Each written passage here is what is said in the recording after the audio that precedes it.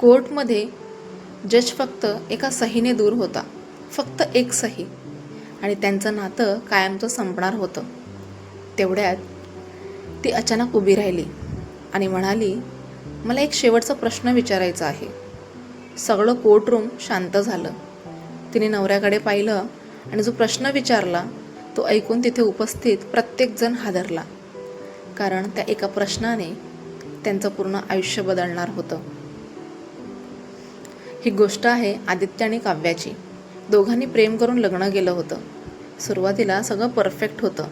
रोज calls, long drives, छोटे छोटे surprises. दोघं एकमेकांशिवाय राहू शकत नव्हते. पण हळूहळू सगळं बदलायला लागलं. आदित्य कामात बिझी झाला. काव्याला वेळ देणं कमी झालं. लहान लहान भांडणं सुरू झाली. इगो वाढत गेला आणि संवाद कमी झाला.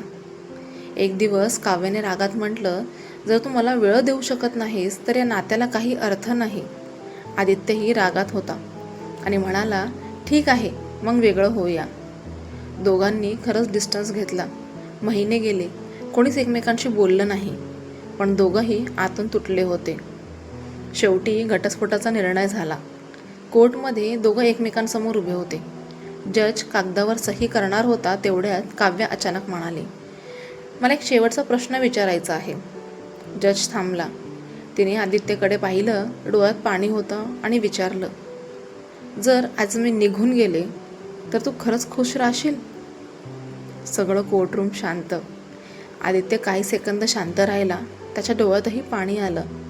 तो हळूच म्हणाला, नाही, मी कधीच खुश राहू शकणार नाही, कारण मी अजूनही तुझ्यावर तितकंच प्रेम करतो. काव्या पूर्ण तुटली. ती रडायला लागली. आदित्य पुढे आला आणि म्हणाला, आपण इगोमुळे हरलो, प्रेमामुळे नाही. जज हसला आणि म्हणाला, कधीकधी नातं वाचवण्यासाठी एकच गोष्ट पुरेशी असते, ती म्हणजे एक प्रामाणिक उत्तर. दोघांनी घटस्फोट कॅन्सल केला आणि पुन्हा एकमेकांचा हात धरला. तुम्हाला काय वाटतं?